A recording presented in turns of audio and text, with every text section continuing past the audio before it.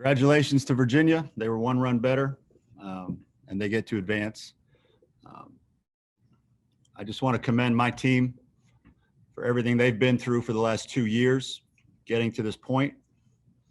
Last year was taken away. This year, they went through more than any baseball team has ever been through for a variety of reasons.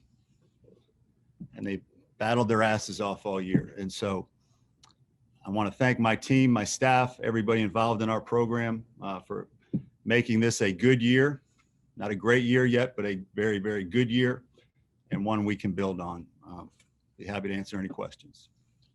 David with the first one.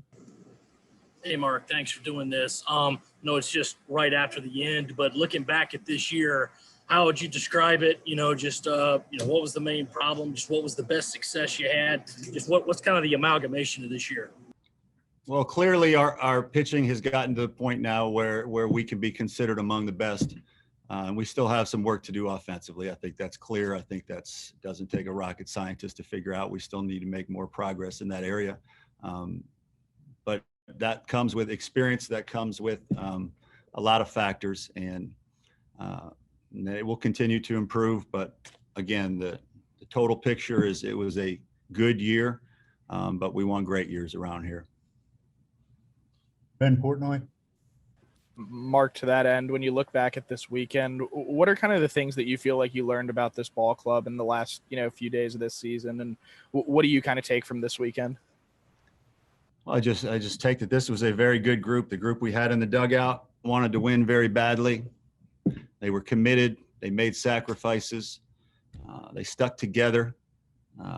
You saw no quit in that team today. This is one of the tougher games of the year to play when you're in this situation. When you're last night, you're a hit away from being in the driver's seat. It doesn't go your way, and you've got to get up at 7 a.m. the next day and play. And so that's not an easy thing for these guys to do. And our guys came out ready to go.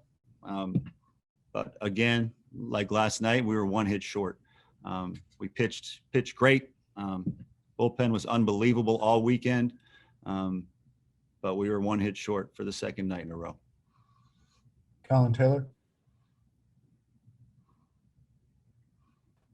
Mark, you seem obviously emotional there. Just how tough is this and how frustrating a loss is this, knowing that the bullpen and the pitching staff was so great and the offense just couldn't get a timely hit when it needed to, especially late? Yeah, I'm emotional because I care about these guys. There's a love, there's a trust, there's a respect that has to go along with coaches and players. And as I mentioned, the last 2 years, what these guys have gone through is like, and we're not alone. I mean, we're not the only team that dealt with COVID and all the challenges of this year. We're not the only team, but this is our team. And I'm emotional because we care. And I told them after the game that the pain they feel right now, years from now, they'll realize it's a blessing because very few people get to be a part of something so special, get to be a part of a brotherhood that they care about so much. And if they didn't care, it wouldn't hurt so much right now. And so there were, a lot of emotions in that locker room when we spoke after the game, but been doing this a long time. Those emotions come when guys are invested and they care. So that's why we're emotional. John Whittle. Yeah, that seventh inning there with Satterfield up first. Can you take us through the decision-making process of deciding whether or not to let him swing or bunt? And then also, what did you see on that play? Like, how difficult was that to watch and know and see how that outcome came about?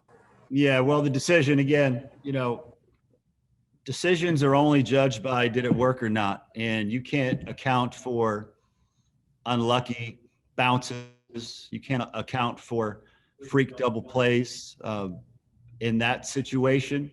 Yesterday we bunted and gave ourselves a chance to win. And today we did not to give ourselves a chance to win. Every decision you make is to give yourself what you think is the best chance to win.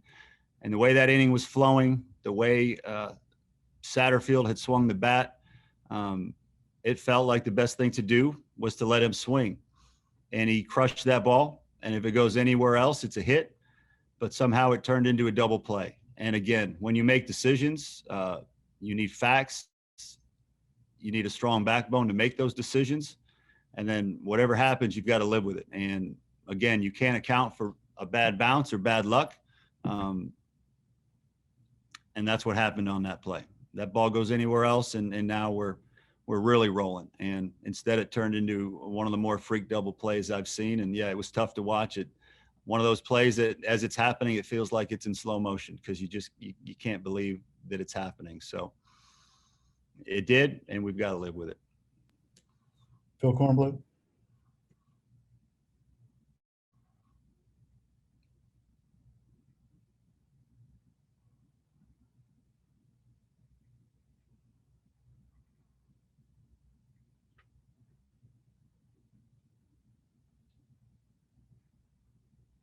I didn't hear a word, Phil.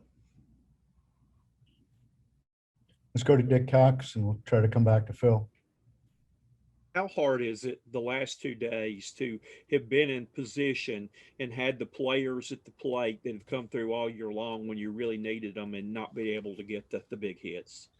I'm frustrated, but those are your guys. You care about your guys, and I know they're hurting. And so, at this point, your job as a coach is to try to support them because they're down about it. They wanted to be the guys. They were put in a position to be the guys, and we wouldn't be here without them. So our job as coaches is to support them and help them get over the, it's a heartbreak. It really is. They put so much into it. These guys have worked so hard. And when they don't get rewarded with the kind of big success you want, we got rewarded with success this year, a lot of success. But when you don't get that ultimate success that we were all shooting for this weekend, you feel for them. And our job is to be here to support them, help them get through it. Michael and Anna. Mark, you mentioned the offensive struggles, and I know this weekend you guys faced a lot of different arm angles, some velocity out there as well. But, is there anything in particular that you can point to for why this team just, hasn't been able to make that consistent contact? We just strike out too much, Mike. In this day and age, it's going on at all levels of the game. Obviously, the big leagues, it's an epidemic, and it's filtering down into college and high school baseball. Pitching has gotten to a point where it's more challenging than it's ever been. So hitters need to continue to adjust along with the pitchers. Guys need to find ways to just put the ball in play more. That's the bottom line. We hit for enough power, but you've got to be able to put the ball in play at a much more consistent level than we did this year. And, that's something that has to get better. David Conyer. Mark, asking this for Phil. Shock, Virginia's closer. Just what was he doing that made him so difficult to catch up to? Yeah, he's been like that all year. I mean, closers are closers for a reason. Generally, when they get the ball, that team has a really good chance to win. He's just real funky. The fastball is just good enough. It moves just good enough. Keeps you off balance. It's tough to find the ball. He hides it. Had really good stats all year, and you knew it would be tough at that point. But until that last out was made, I felt like we were going to win, and our dugout felt like we were going to win. But he was able to get that last out. Yeah,